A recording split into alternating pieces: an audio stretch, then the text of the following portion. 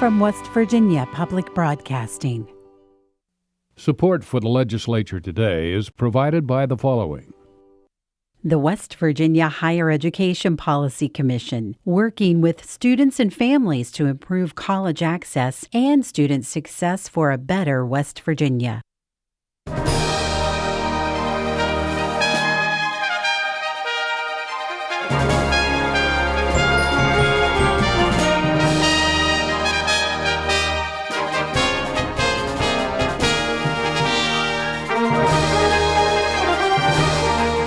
Welcome to the Legislature Today. We're just off the Senate chamber at the State Capitol building, where earlier today the minority whip stood and begged that the West Virginia Senate return to a state of respect and decorum.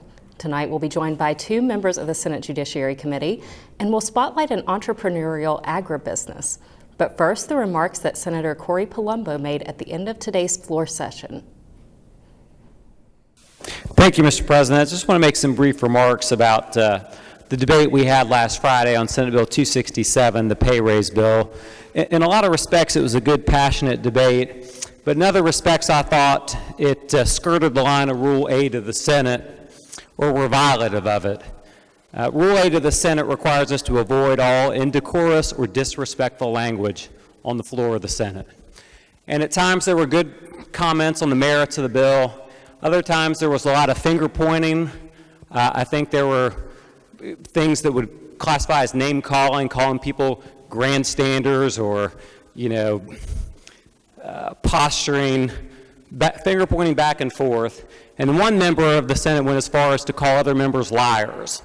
And that's something I've not really heard on the Senate floor in my time here. I think the comment was they were tired of all the lying that was going on. And I just thought it was important to point out the senator who called out other members of the body for lying, in that same speech made a comment that teachers had not received a pay raise since 1990, other than the increment that has provided year after year for teachers. And I wasn't armed with the information as we were sitting here Friday, but I am armed with it right now, and I do want to go over that with the members of the body. In 1990, teacher starting salary was $15,918. Teachers received a $1,000 raise in 1991, a $2,000 raise in 1992, a $500 raise in 1994, a $500 raise in 1996, a $750 raise in 1998, a $750 raise in 1999, a $750 raise in 2000. Some of these numbers are they're rounded off. They're not exactly. 2001, a $1,000 raise. In 2002, $800 raise. 2005, $1,400 raise. 2006, I think that was the year that just more steps were filled in. 2007, $900 raise.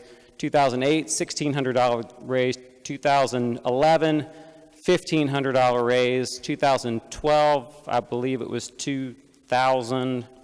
In 2014, I think it was another $1,000. So there were 16 separate raises provided from 1990 until 2014. I think you can make a good argument that they weren't enough and that it didn't do enough to keep up with what other states were doing. But to say no raises were provided from 1990 until 2014 is just not consistent with what's gone on in the legislature during that time period. Joining us now are Senator Mark Maynard and Senator Michael Romano, both members of the House Senate Judiciary Committee. Gentlemen, welcome to the show. Thanks for having us. So first off, I'd just like for both of you to respond to the minority whip's comments that we heard just now. Was this an isolated outburst of emotion, or is relations breaking down between the parties? I'll start with you, Senator Maynard. The conversations were fairly heated, and it was kind of a debate of sorts, but no intentional remarks were made to really make anybody look bad. It was just, there's been some untruths circulated and some negative things related to 267. Our state is projected to be $20 to $30 million in debt, and this 1% is going to equal 14 million. So we really couldn't afford it, but we wanted to do it because it's the right thing to do. And when the floor amendment was made of 3%, that was going to blow a $40 million hole in the budget.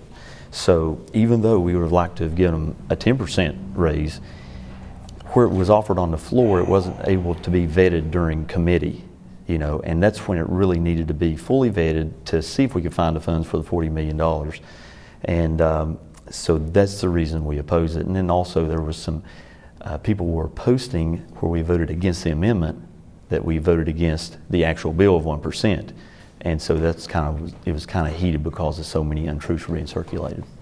Senator Romano, what's your response? Well, first of all, I don't think it's the question you asked. And the question you asked was about the uncivility that was pretty evident last week. I think a lot of people are under pressure, and particularly my friends across the aisle, they're under significant pressure because there has been no teacher raise for the past 4 years. There's been no state employee raise for the past 4 years, and we haven't fully funded PIA in the last 4 years, and that's what's created a crisis amongst our educators and our other state employees. And I understand there's a lot of pressure being put on them because obviously the Democrat caucus is in favor of those kinds of increases that give our people a living wage, give our educators the ability to feed their families, and make sure that they have health care that we promised them all along. With all due respect to my friend Senator Maynard, the reality is that it's incumbent upon us to find that funding. And the Democrats simply didn't offer up a bill and say, go find the money somewhere, although we think there is plenty of places to find it. One of the places that we suggested was to increase the severance tax on our oil and gas before all those pipelines get turned on and all that gas goes out of state to create jobs and value for Louisiana and North Carolina and all the states we're going to send it to. The other part is we're getting ready to reduce business personal property taxes to the tune of $20 million a year for the next 7 years. That's $140 million. Now, first of all, everybody's got to realize we have the 18th best business tax climate in the country. All of our surrounding states are much higher than us. Pennsylvania's in the 40s, and Ohio and Maryland are in the 30s, Virginia's in the mid-20s. We're the 18th best. So I don't know why we want to get rid of another business tax and further reduce the revenues of the counties and the boards of education, which are already struggling significantly. What we ought to do with that is save that $20 million, put it towards these teacher pay raises, try to help it use it to fix PIA, and at the same time find a net income tax to replace that gross income business personal property tax, and we'll still be the 18th best in the country. But in the end, you did vote for that bill, which was the 1% pay raise for teachers, even though you said you weren't really a big fan of it. Oh, we weren't big fans of it all, but we certainly realized, and I don't know if it was very clear on the floor, but we kind of stood up in protest and said, look, we're voting for this because our teachers got to get something. And if we don't vote for this and it would be defeated, there would be no increase for the teachers at all. Personally, I hope that the majority certainly feels the pressure that from the sufferings of our teachers and our state employees and our service employees, and comes up with a fix. We're happy to work with them. I don't care what the source of revenue is, but certainly if we can give away $50 million to the coal industry, which we did in 2015, without a promise of a single coal mining job or a single mine opening, we just gave it to the industry. Last year we tried to give them another $50 million, which was defeated, fortunately, before it got passed. And it can't be all giveaways to the rich. We have to take care of working people, because when you put money in the pockets of working people, everybody does well. Our restaurants do well, our car lots do well, the people who sell air conditioners do well, and that money circulates back in the economy. And that's what will give West Virginia a vibrant economy. That's what will make people want to come here and live here and raise their families here when they have a chance to make a better life for their kids than they had. So Senator Maynard, I want to give you a chance to respond to that, especially as it relates to the business inventory tax, because there has been a lot of criticism of why should we look at doing this now, and some people have said we should be dedicating that money to the teachers instead, or different things. That's more of an investment, because when we take that inventory tax away, that will relate to prosperous years in the future, because people are moving their equipment out of this state and moving their businesses out of this state because of that inventory tax. They can't, even if they don't make any money, they're still paying on this inventory that's in the state. So that $20 million that we're losing this year will turn into tax profits in the future, because businesses will locate here. They won't have to pay so much. They'll be happy to be in business here. Also, as far as the severance tax goes, we'll be the highest state around. If we add anything to it, we're already the highest. Pennsylvania has no severance tax. So if we add, right now we're at a happy medium.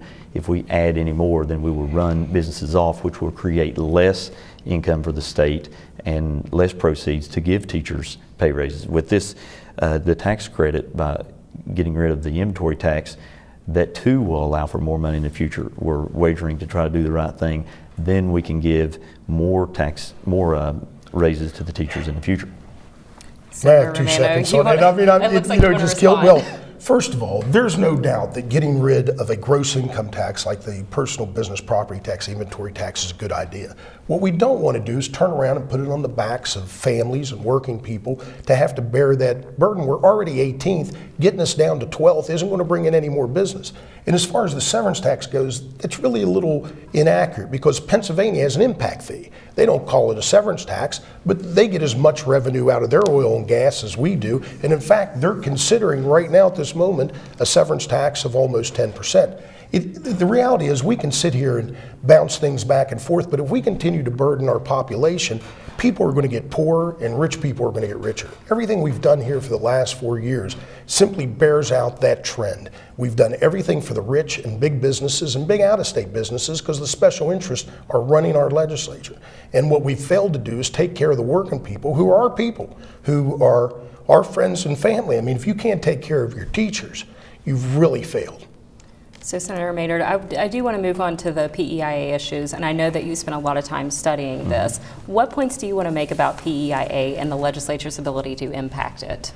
Well, I received numerous emails, asking for me to fully fund PEIA, and so I did research on it and found out that the budget bill delivered to the legislature on the State of the State address was fully funded.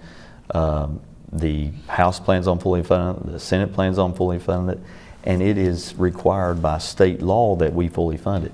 Now, we give the funds to the PEIA board, and then it's up to them as to what they do with it and how they adjust the premiums, etc. And if they ask for more money and we give it to them, then that causes the premiums to raise too. So I'm going to make sure that any money that they ask for additional, that they absolutely have to have. And I would really like to see it kind of the same amount put in as last year, and then appropriate any if they absolutely need some.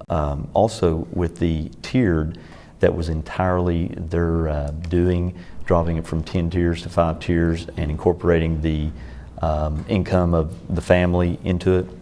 So, and again, the legislature has no say in it. Now, we could go camp out there and go and demand they change it, and we may have a voice, but all we could do is ask, and they're the experts, and so we need to trust our experts to do the right thing. And if not, we need to appoint new people to take care of it if everybody is unhappy.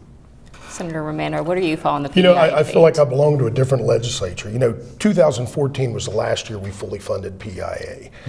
PEIA goes up about 6% every year because of medical inflation. And what we have failed to do for 2015, 16, and 17 is we've failed to put enough money in to meet that medical inflation. So the PEIA board has one option. They have to spread those costs around all the members. That's the increase in co-pays, that's the increase in premiums, that's the increase in deductibles. I was at a teacher's rally last night. People were showing me where their prescriptions went from $25 a month to $400 a month, that a lot of prescriptions are being taken off the formulary. They're not even able to get them anymore. And that's what the result is from 3 years of failing to fully fund PEIA. When the Democrats were in charge, PEIA is health insurance. And I know there's a lot of disagreement out there, but everybody deserves to have health insurance, but particularly our employees. Our teachers and our service employees and our state employees shouldn't have to worry about choosing between feeding their kids and making sure they get enough medical care. We've got to make that right. And with all due respect to my colleague here, and I'm glad to hear this, if we can fully fund it this year, we'll at least stop any more increases in those different things. But there's also a bill out there, I'm not sure who introduced it, to change the ratio of premiums that are paid by the state and by the employee to 60-40. That would be an absolute catastrophe for folks given that, we have prison guards who, when they start, they can get food stamps the first day they start, and we're going to make them pay even more of a premium that we promised them a long time ago would stay 80-20. So, there's just some things we got to do, and we certainly seem to be on different pages, but I'm not sure why we are on such different pages after all this time. So I'll pose this question to both of you. Do you think that the teachers are going to strike? I'll start with you, Senator Maynard. I think when the truth gets out there that we're really trying to help, and the 1% over 5 years is equal to 12.5% with the step up, the built-in step, when we really can't even technically afford it, but we're still trying to show good faith and give them, I hope that they don't, and realize that we're trying to help. As far as the bill goes, I hadn't heard of the bill that reduces it 60-40, but I signed on to the bill that changes it to 85-15, which would cause the premium to lower. And we are required to fully fund it, and from all the research I've done, it's been fully funded in the past. Senator Romano, very briefly before we Yeah, sure. Well, certainly I would be in favor of the bill he just mentioned, changing it to 85-15. I will say this about the teachers. They are not happy with the way things are. I certainly hope they don't strike, but if they do, I'm going to support them because, what the senator was talking about is the increment is something that's in their contract that they get for longevity. We're going to count that as part of their raise. Very simply, we have not kept pace with inflation. When you go 3 years with absolutely no raise, you've lost 2 to 2.5% every year in spending power. Now we're going to give them 1% for the next 5 years to try to catch up on what's probably something close to an 8% loss in spending power. It's just ridiculous. That's not what we can do. That's not going to save our state. That's not going to save our teachers. And I think we're going to end up with a walkout if that happens. So we only have about a minute left, and I do want to get to intermediate courts, and since both of you are on the Judiciary Committee, can you briefly describe your opposition to the Intermediate Court of Appeals? Absolutely. The defense bar and the plaintiffs bar together are both against Intermediate Court of Appeals.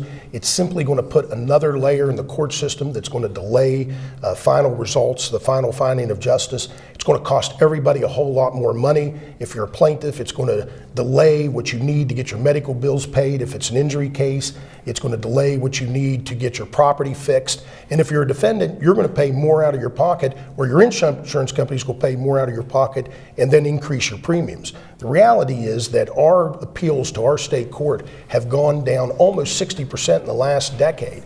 And we get an opinion on every single case that's brought to the Supreme Court. So why would we want to create another court just to hear those cases in advance of the Supreme Court? Because if you got a big case and you lose the Intermediate Court, you're still going to appeal to the Supreme Court. Well, unfortunately, we're out of time, but we're definitely going to be following all of these issues and a lot more. Gentlemen, thank you so much for joining, Senator Mike Romano and Senator Mark Maynard. Thank you. Tomorrow is Agriculture and Conservation Day at the Capitol, and agribusinesses are gaining more attention and interest here as lawmakers consider incentives to diversify the economy. When you picture the Appalachians, you might think of those scenic photographs of beautiful mountains and winding rivers. However, there are the less picturesque landscapes too, views of mountaintops that have been stripped away by mining.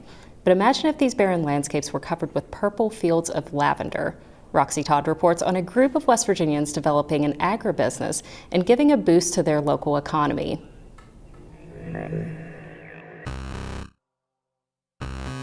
I'm standing on land in Boone County that looks like a moonscape, with parched gray dirt and jagged blasted-off mountaintops in the distance. Donnie Facemeyer is a laid-off coal miner. He helped strip this mountain back when he was working for Pritchard Mining. A year ago, I'd have laughed at you if you'd have told me they were going to farm on a strip job, because it's all just shot rock. But these plants seem to be doing real good in it. These lavender plants are little more than scrawny bushes now, barely a foot tall, but Facemeyer is hoping this mountaintop will soon be turned into fields of purple. He's one of the farmers taking part in a new project launched by the West Virginia Regional Technology Park in Kanawha County to grow lavender on former strip mines. Turns out the plants actually thrive in the dry, rocky soil that surface mining leaves behind. This job is what's keeping Facemeyer and his family from leaving the state. Me and my wife were going to until I ran into this job. We were going south. Just anything. We were just going to sell everything we owned and take on. Start all over. Like Facemeyer, other new farmers are hoping the lavender industry can provide a steady source of income to support them in West Virginia. It's a new industry here in Appalachia, but the idea was enticing to a handful of people who signed up for a training class. Even some who moved to West Virginia for the program. Some came from Texas, others from Ohio. One family came from Florida. Sky Ritchie and his wife Deborah say a fellow veteran told them about the Lavender Project, and so they sold everything they owned and moved to the Mountain State. Came up here, there's the veteran program to learn how to grow lavender. Everybody loves it. So we moved up here to turn a new chapter in our lives. As part of the program, the Ritchies get paid an education stipend of $10 an hour for the 6 weeks they spend learning about lavender and how to grow it.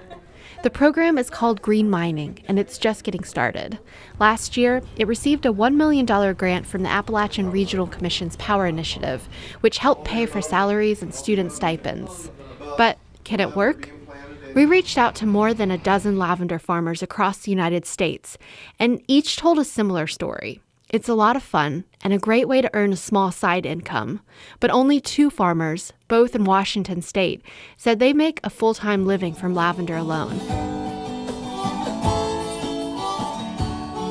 Shelley Keeney has a small lavender farm in her backyard in Huntington, West Virginia. It's a peaceful place.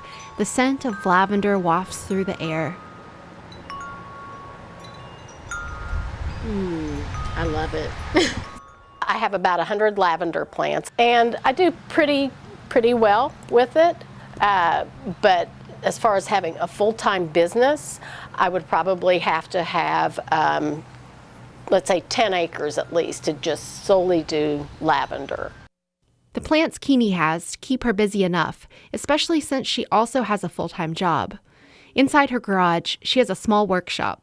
Fresh lavender hangs from the wooden beams to dry.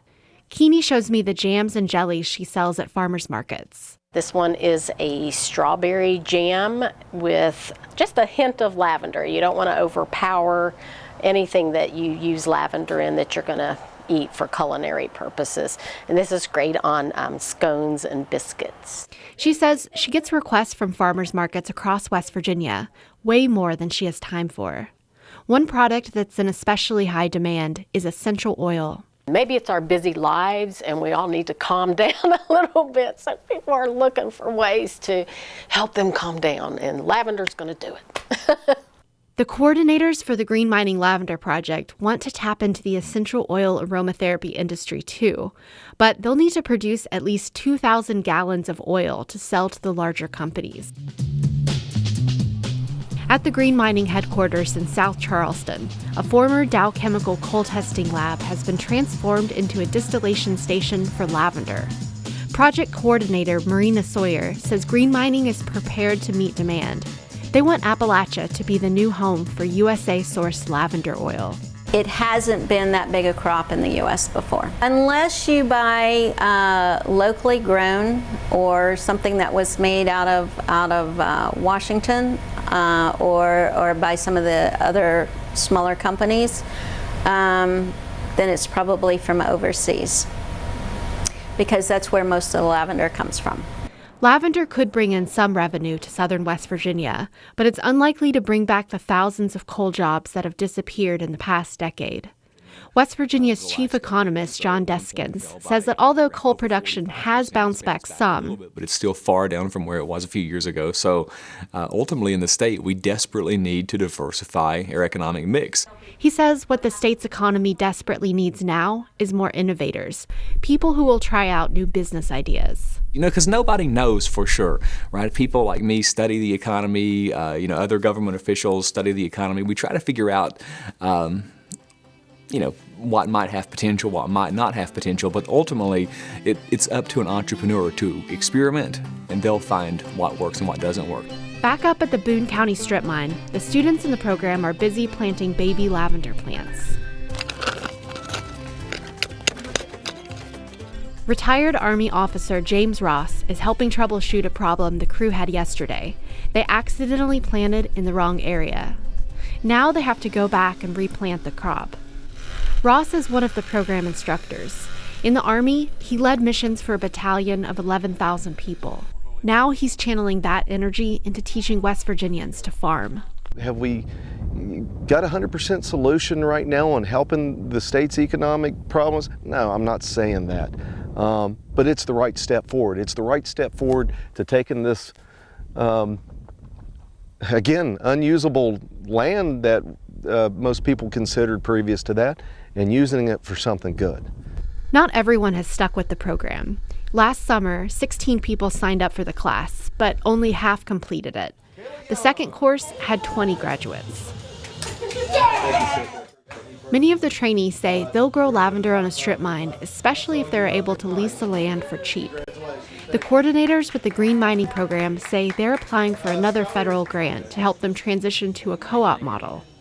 If they succeed, the lavender farmers would be the owners of the entire business and operation within 3 years.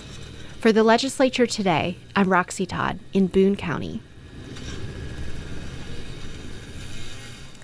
We'll be talking with West Virginia Commissioner of Agriculture Kent Leonhardt tomorrow evening about his legislative priorities, including the need to support the development of West Virginia's agribusinesses. That's all from the Capitol this evening. For everyone at the Legislature Today, I'm Andrea Lanham. Thanks for joining us and have a great evening.